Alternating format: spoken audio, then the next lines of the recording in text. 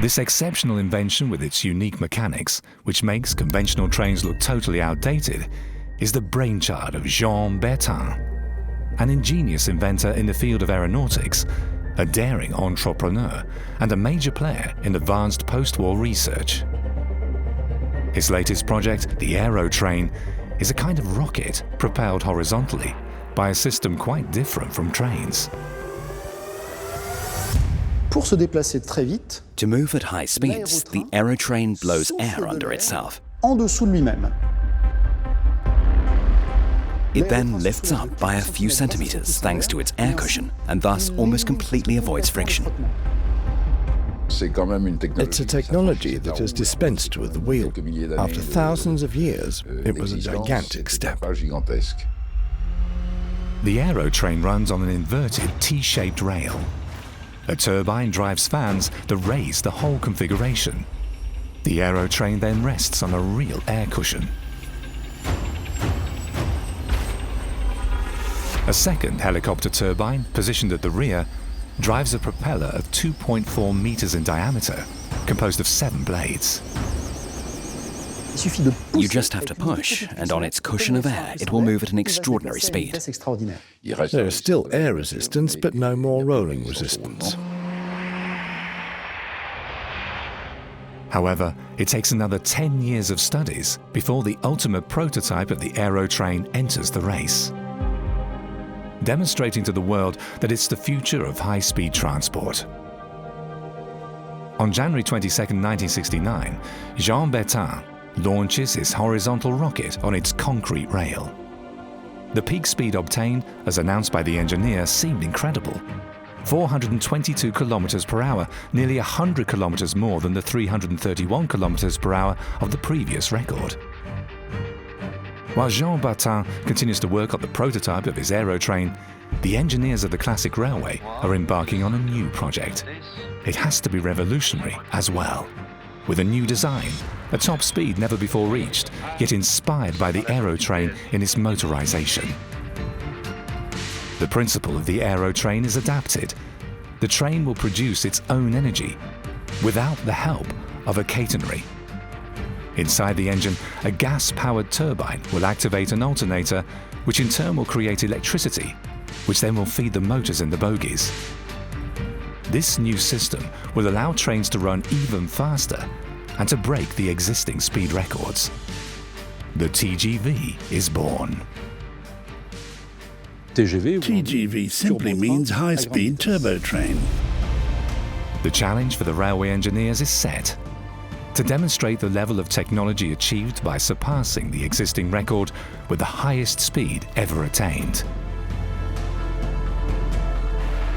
But to do so, they will have to transform the old trains that have served their purpose by new engines adapted to high speed. For the first time, a train isn't pulled by a locomotive, but made up of 2 motorized cars at each end that can run in either direction. This is extremely important. A train that is reversible allows us to use it much better. If trains go faster, traffic on the tracks will intensify. Therefore, it's necessary to be able to save time on shunting in stations. Thanks to the new design, trains can leave in both directions. And that's a definite plus compared to the Aero Train, which can only run one way. The front and rear cars of the TGV also undergo an outward transformation, since new levels of speed open a new field of concern. It's aerodynamics, or in short, drag. How can the previous speed record be broken when the design of the classic locomotives acts like a brake? Air resistance is catastrophic. Their front is worse than the wall. As it repels the air, it slows down the train. The result is a waste of electrical energy. Air resistance is a predominant factor in energy consumption. Better aerodynamics would allow power consumption to be reduced by 20%. The aim is to prevent the air from impacting the shape you have in mind as much as possible.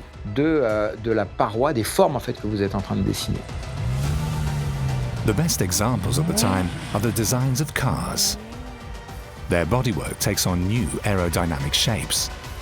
That's why Alstom, the builder of the future TGV, is going to call on the man who designed the latest Porsches. And that is Jacques Cooper.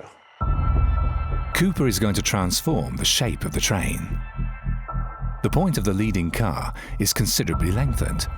It's a revolution in railways, but an outright necessity so as not to be slowed down by the air mass. When we swim, we fight against a mass, and we make efforts to move forward against that mass. With air, it's exactly the same. As soon as you advance, you create turbulence, and the effect of that turbulence is that it holds the object back. Yet if the air can be better pierced by the front end of the train, it can still get caught between the cars, as was the case with previous trains. So how do you improve a train to break a speed record? What transformations must be applied so that the train can penetrate the opaque mass of air? You just have to imagine another revolution. And this one will concern the bogies, those massive carriages comprising the axles and the wheels under the cars carrying the passengers. They are relocated to fit between the carriages and are hooked up by a cylinder. As a result, the train now looks like one long tube. The air no longer has any points of attack. And this design also offers a huge advantage from a safety point of view.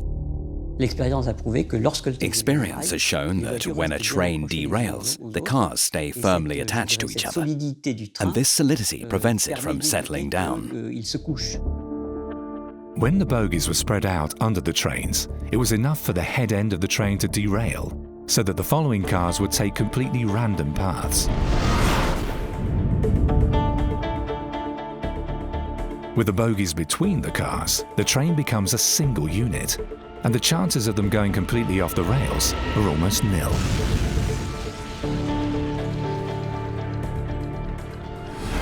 Fewer bogies in the train also mean that its overall weight can be reduced by several tens of tons. But if the TGV is going to break all speed records, the driver too needs extra help. In high-speed trains, the driver no longer has time to see the signals, so we had to invent another system. On TGVs, sensors are placed in front of the first axle and constantly read the speed at which the train is allowed to travel. On today's high-speed lines, it's still this procedure that enables the driver to keep the authorized speed. We have a safety system to alert the driver when he's going too fast, and if it doesn't get a reaction, it automatically activates a device that will stop the train.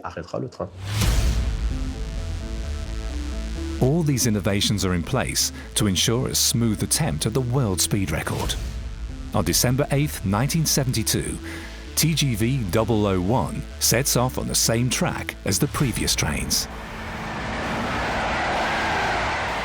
In the train, a wagon is filled with high tech that analyzes its performance in real time.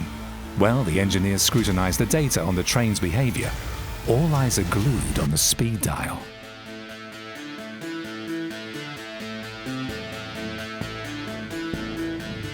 "318 kilometers per hour, a promising start." If the helicopter turbine can be developed just a little more, the engineers think that they will reach the 420 kilometers per hour of the Aero Train. Their company now has a potential riposte to the craze generated by Jean Bertin's engine. Alas, this is 1973, a year of worldwide repercussions which will condemn the future of the Aero Train and the TGV 001. The oil crisis causes a worldwide upheaval. The price for a barrel of crude explodes. And the helicopter turbines in the Aero Train and the TGV are big fuel consumers. So, in the end, this technique was a failure. The TGV project, as well as the Aero Train, are shelved. It killed the Aero Train, it killed my father. He died a few months later. Yet during all these years, The Aero Train have made the conventional railroad seem like a thing of the past. And now there's another means of electric transport.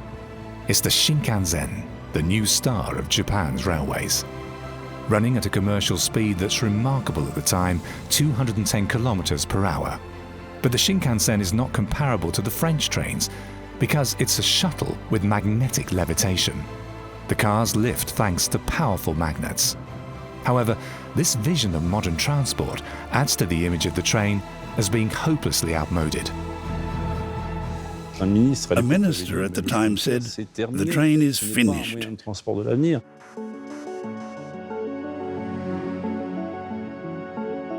But the French engineers are determined to take up the challenge and to strike a big blow to reverse the trend. A lot of engineers went to see what was being done in Japan with the Shinkansen system, and that helped a lot to broaden views. Since on December 21st, 1971, the Japanese train reaches 517 kilometers per hour, an incredible speed. Yet it's achieved on a special monorail track, while in France, tracks have to accommodate freight trains, and there are even still sections for classic trains. It's evident, however, that the race for speed is now run on a worldwide scale, and so new technologies are called for.